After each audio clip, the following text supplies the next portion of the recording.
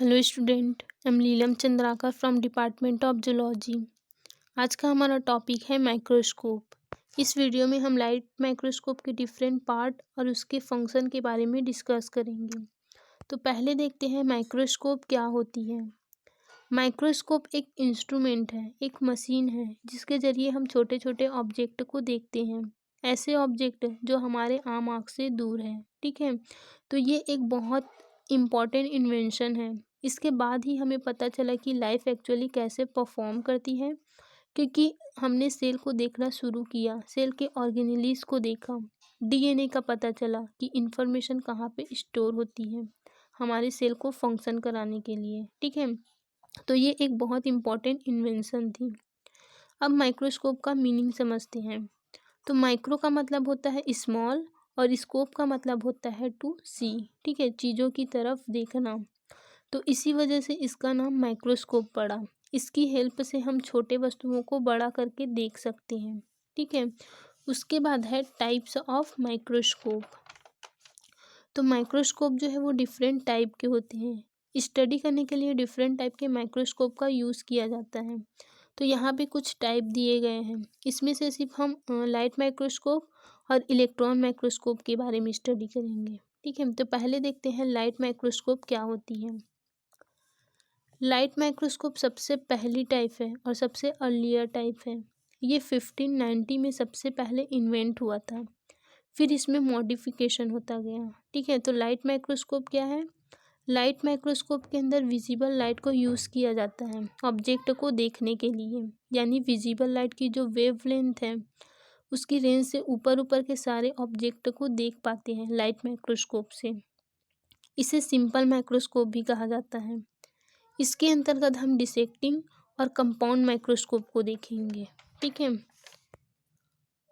तो सबसे पहले हम बात करते हैं मैग्नीफिकेशन की। मैग्नीफिकेशन क्या है।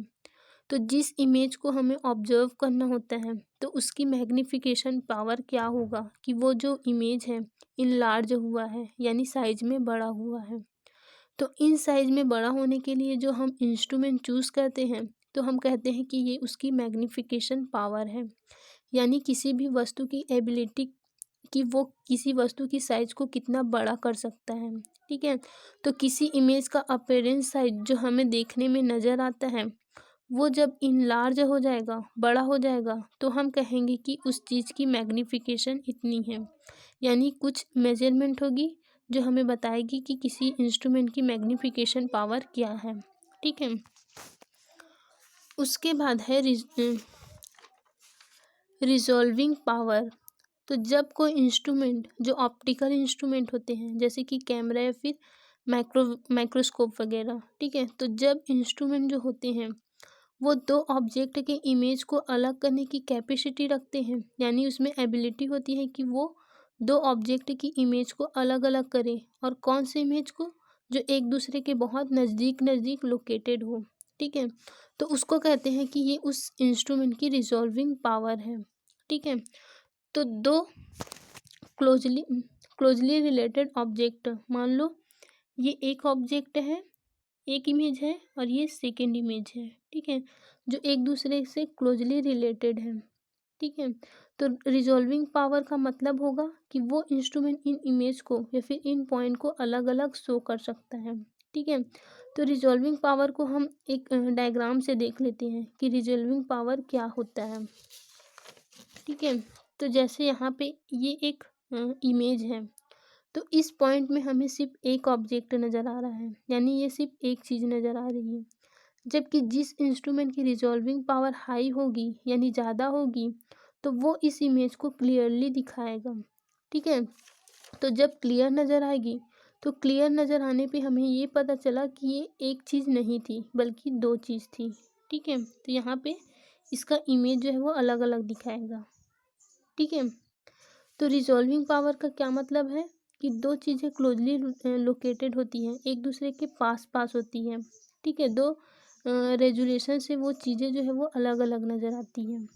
तो जितनी किसी ऑप्टिकल इंस्ट्रूमेंट की रेजुलेशन पावर ज़्यादा होगी उतनी क्लियर हमें वो चीज़ें नज़र आएगी, यानी वो इमेज हमें अलग अलग नज़र आएंगे। ठीक है,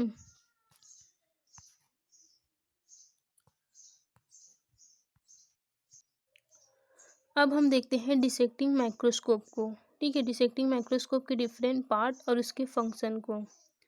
तो इस माइक्रोस्कोप में उल्टा प्रतिबिंब बनता है। इसमें सिर्फ एक लेंस होता है और लेंस उत्तल लेंस होता है। इसका यूज़ स्मॉल वस्तु को बड़ा करके देखने के लिए किया जाता है। एक सिंपल माइक्रोस्कोप में स्ट्रक्चर के बेस पे टू पार्ट होते हैं। एक होता है मैकेनिकल पोर्शन और सेकेंड होता है ऑप्टिकल पोर्शन। ठीक है, तो पहले देखते हैं इसके मैकेनिकल पोर्शन को। तो माइक्रोस्कोप का वो भारी पार्ट जो मेज पे रखा जाता है, ठीक है, इसको बेस कहा जाता है या फिर इसे फुट भी कहा जाता है। ये भी के शेप्ड का होता है। इसके ऊपर एक लिम्ब लगी होती है। तो ये वाला जो पार्ट दिख रहा है इसे लिम्ब कहा जाता है। ठीक है,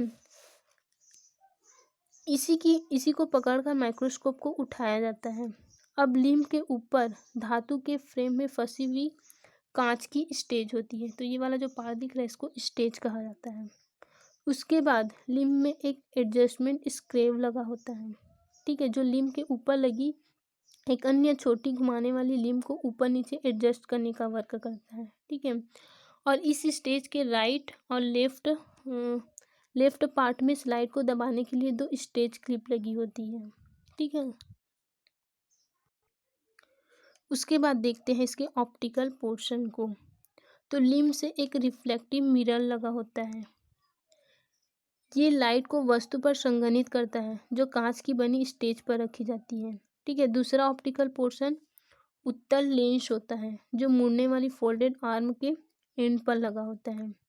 इस माइक्रोस्कोप में केवल एक उत्तल लेंस होता है जो ऑब्जेक्टिव और आईपीस दोनों का वर्क करता है। इसलिए इसकी आवर्धन क्षमता जो है वो कम होती है और ये वस्तु को अधिकतम 15 गुना ही बड़ा कर सकता है। ठीक है, उसके बाद है कंपाउंड माइक्रोस्कोप। तो ऐसा माइक्रोस्कोप जिसमें देखी जाने वाली वस्तुओं को बड़ा करके देखने के लिए एक से अधिक लेंस का यूज़ एक के बाद एक किया जाता है, उसे कंपाउंड माइक्रोस्कोप कहते हैं। अब इसके पार्ट और उसके फंक्शन को देखते हैं। तो ये है एक कंपाउंड माइक्रोस्कोप। ठीक है, ये यू शेप्ड के माइक्रोस्कोप का बेस होता है। तो ये वाला जो पार्ट दिख रहा है उसको बेस कहा जाता है। ठीक है, जो पूरे माइक्रोस्कोप का भार सहने की क्षमता रखता है, इसे फुट भी कहते हैं।